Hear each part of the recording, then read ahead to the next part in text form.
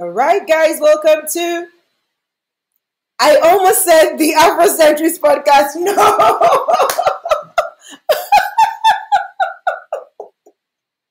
All right, guys, welcome to Stretch Street Podcast, where we document the stretch stories of people who have been through challenging seasons. They got stretched, but they didn't snap. So we want to uncover how they were able to, navigate through those seasons and draw out the life lessons that these experiences taught them. So today I have a special guest on the show. When I saw his name first, I'm like, this is supposed to be my brother, but this one that is not in Nigeria. Am I sure this is not a lost brother? And then, well, apparently it turns out he's a lost brother. But and it's interesting to know that his dad is Nigerian, but he visited Nigeria for the first time after so many years. But I'm glad that at least he did visit and he did love it there. And he said, I could travel maybe again in some years, in a few years to come. And that's good to know, like, okay, he wants to visit home again. But anyways, let us get to meet my guest today, and then we'll go into the conversation to have him tell us about his stretch story. Now, my guest today is a comedian and an author. What a combination. Anyways, let me allow him introduce himself to us today.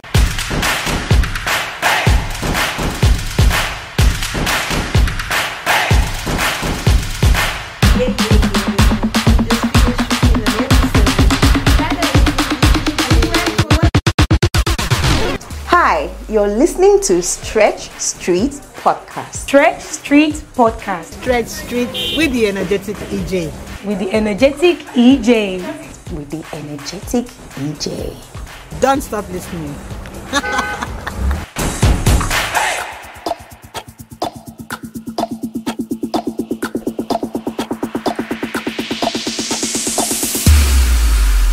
Hi and welcome to Stretch Streets. Ooh.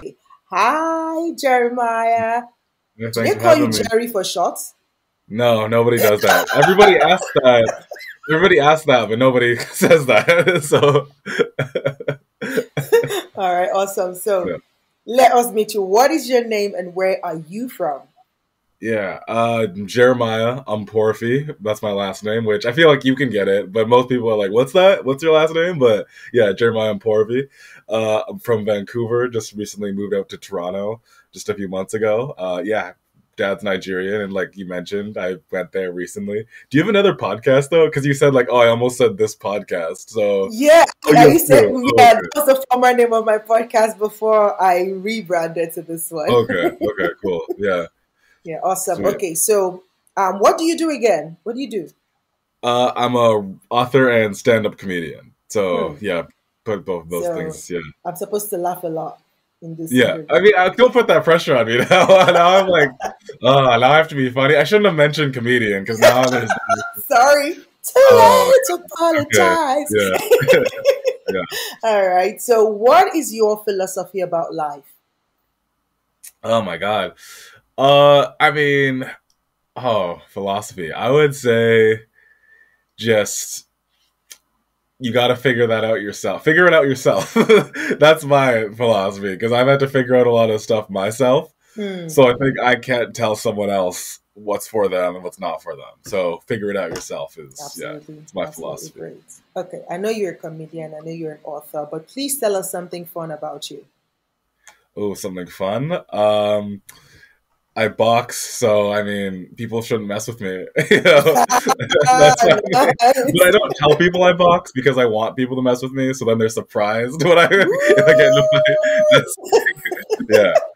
So, yeah. Well, anyways, right. I read your description and it felt like, you have a mix of innocence, like, he's an innocent boy, but then you come with the surprise. Okay, that's cool. That's a good one. Anyways, nice to meet you and thank you for coming on the show today. So, what led you to this place of why did you choose being an author and then a stand-up comedian? What's your stretch story? What are those challenging moments that, I mean, again, like you said, you like to figure things out. So how did you get here? Yeah, well, I'll start with the writing. Is I wasn't really doing much with my life at the time. I was probably just really young, maybe 19, 20, and I liked writing before, but I didn't actually have the work ethic to do it. So I think I was like, oh, when I was a kid, I liked writing, and then when I was like a teenager, I did a little bit of writing, but I never actually sat down and finished anything. But then I watched a random YouTube video on script writing, just random video, and I was like, you know what? I think I'm going to start doing that. So then I did, and then I wrote pretty much every day. I wrote a really first thing I wrote was like a really terrible TV show, which I wrote like 8 episodes of just this like really awful show. It doesn't make any sense. Like I don't. It was the worst thing ever. And then I wrote a movie that was like, just a fun script, and it was also pretty bad. And then I wrote a book that's, pretty okay. So, there was a lot in between that, and there was a lot of challenges, mostly just sitting down and doing it every day and just making sure that, hammering it out and having that discipline. And then stand-up comedy, the way I started it was I was just watching stand-up on TV one time. And then I think I just had that thought of, I want to try stand-up. And I didn't do it for like a year. But from that thought to actually doing it, it took a very long time to actually, have the courage to go up and do it. So, yeah, that's what happened. Oh, wow. So what are some of the most challenging moments? Let us take it from the writing angle. I mean, from what you said, it felt like the discipline was the thing. So how were you able to finally overcome the discipline to then sit down to write the book? I think the thing is, I never really had problems with sitting down and doing it pretty much every day. Like I would do it. I've been writing 95% of days for years. So I never actually had a problem with the discipline. It's just the pain is every day that, I don't feel like doing this today. But I never really struggled. I had more struggled with the business side of writing and the technical side of writing, that and the marketing. That's actually the bigger struggle for me than just the sitting down and actually doing it. So that's the part for me that was really tough. But why did you feel like you needed to handle that part? Like, I mean, there were publishers around that could help you, or marketers that were trained for that purpose. What made you feel like you wanted to do it yourself? Well, I think for me is I want to learn everything, like the things in this industry from the ground up. So then it's once I've acquired certain knowledge, I can understand how certain things work, and I can have strong marketing skills, strong sales skills. I'd rather learn all this stuff. So then it's when I do get to a point where I have someone else helping me, I also have my own knowledge that I can bring that will enhance, instead of just this person tells me what to do and they know best, because sometimes people don't, and it's good to know this stuff yourself. So yeah, absolutely. So how has that journey been for you? So were you able to adapt that to your stand-up comedy to say, okay, I really also want to learn how to market myself as a stand-up comedian without needing a manager for starters? Yeah. Well, I mean, it's still definitely a work in progress. I'm not where I want to be, but definitely, yes, it helped me with getting the mindset of this is a business. This isn't just I have passion and it's going to work out. Like you have to, have it's help with the business side of realizing that the business is actually very important and just trying to build that up. And it's been a huge help, honestly. And it's taught me the lesson of sometimes you're going to lose money, make money. You got to be on time with your own deadlines that you're setting for yourself, or else things just pile up. So it helps quite a bit. Yeah. Absolutely. So what are some 1, 2, 3 lessons that you've learned as a business creative, or do I put it this way, for or in the business side of creating? Because again, you mentioned something very interesting about, it's not just about passion. You can be passionate, you can be talented as well. But if you don't understand the business of your talent, then it's just good. Like nothing's going to happen. So far, what have you learned that you can share with us? Well, for say 3 things. So I would say the number one thing for me is when you're hiring somebody to help you out with something, because I don't do my own graphic design for my posters or whatever, or editing my own book. My number one thing is when you're hiring, get a professional. That's something you have to do. It's worth it in the big picture. That's probably my number one. Number two is you're gonna need help. You can't do everything yourself. You're gonna need allies. You're gonna need friends in the business. You don't have to be friends with everybody, but you're going to need help, and you're gonna need friends. And the number one three thing is kind of a contradiction, but you can't be friends with everybody. That's the thing too, is you have to be very careful about who you're around, who's in your circle. And stand-up is tough because you don't really control who you're around a lot, but you can still keep a distance from certain people. So, fantastic. So, as a stand-up comedian, what was the most embarrassing moment of your of your career so far? Oh, this isn't even a career, but I had a date. And this is a girl who I didn't really know, but we just met. I got her number. I was like, so we go out, we go for a drink before the show. It's going well. I like this girl. I'm like, wow, I like this girl. So then we go to the venue.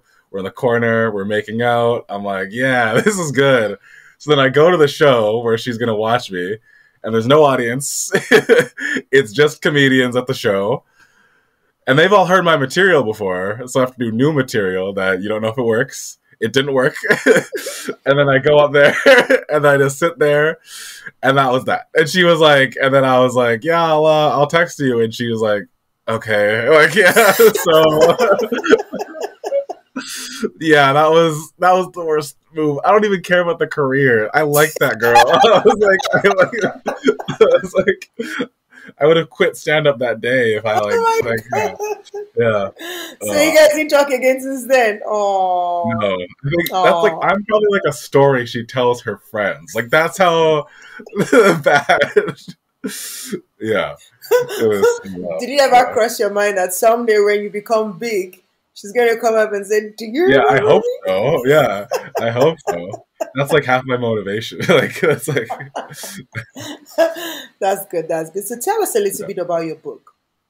Yeah, it's a sci-fi novel. So it's like an alien invasion sci-fi story where it's a world where there is an invasion, and then a lot of humanity was wiped out. Turns into a dystopian world, but humans beat the alien. For the most part, there's still remnants of it around.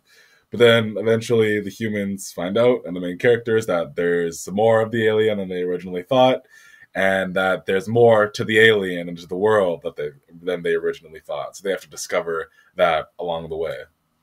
What inspired this? It actually started with like an image in my head of, 4 main characters in the military running from like a hive mind alien thing. And then there was this idea that I had that they were going to disable it using some kind of, technology. But then I won't go, because there's a little spoilery stuff in there. So it was going to be revealed that one of the characters was an android. But that twist didn't actually work in the story, so I had to cut it. So the twist that inspired the story wasn't even in the book. So, wow. Yeah. That's interesting. So that was just, it was just an image in my head, and then I just started figuring it out as I went. Awesome. I mean, thank you so much for sharing your story with us. I mean, again, I love the lessons that you've highlighted. Those are very important, especially for those of us who are creatives. Sometimes we're just so carried away by our passion that we forget that there's a business to be done here. And there's one thing that I have noticed that a lot of creative people struggle with. I would love to hear your thought about that before we round off the session, which is negotiation. What is your take on negotiation? Are you very good at it, or is this something like it's a work in progress? What are the challenges you have with negotiating? Yeah, I mean, I think that I'm very average at negotiating. I do need to get a little bit better. I think that I always come at something with, like, I don't try to be nice or anything. I always try to come with it, like, for example, if I start a show at a venue, I always say, hey, I keep ticket sales, you guys keep drink sales, and that's like a good goal. But then some venues will be like, oh, can we get some percentage of the ticket sales? And then what I usually do is I'll say, okay, if they ask for 80, or if they ask for like 20%, I'll be like, oh, what about 10%? Because we have all these expenses on our side. I do need to get better at asking for more, because I hate being like a bother of like, oh, could I struggle with, like, because I don't know what their reaction is going to be. And I would think, oh, am I going to lose this completely if I overstep the boundary and seem entitled. So yeah. Yeah, fantastic. Awesome. Because I think a lot of us have that issues, and I'm actually working on putting a workshop together to tackle it for people from industry experts who have been able to overcome that, so that we can deal with it, Right. because it's very, very important as creatives. And it's why we probably don't get the best out of every deal, because Yeah. our negotiation skill is lacking. But thank you so much, Jeremiah.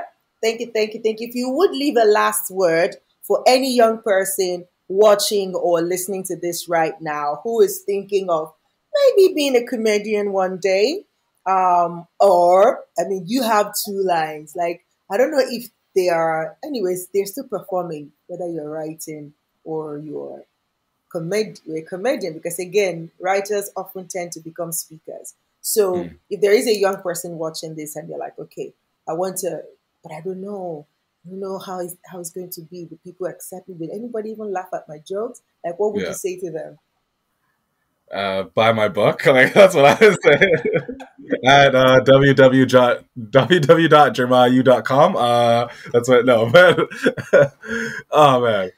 I mean, honestly, if you're really thinking about being a comedian or trying it, my advice would just be figure out the structure of how a joke works, write 5 minutes of material, find an open mic, and just start. It's one of those things where you have to just start, because you can write an hour of material in your room, and you have to just do it. That's the whole thing with doing stand up. And understand one thing I'd understand about being a stand-up comedian too, is it's based on relationships. It's based on the social side. So you can't be a big loner and sit in the corner. That's what I did for a long time. It really is based on the social side aspect of it, which is tough, but it's just the connections are just what it is. So yeah.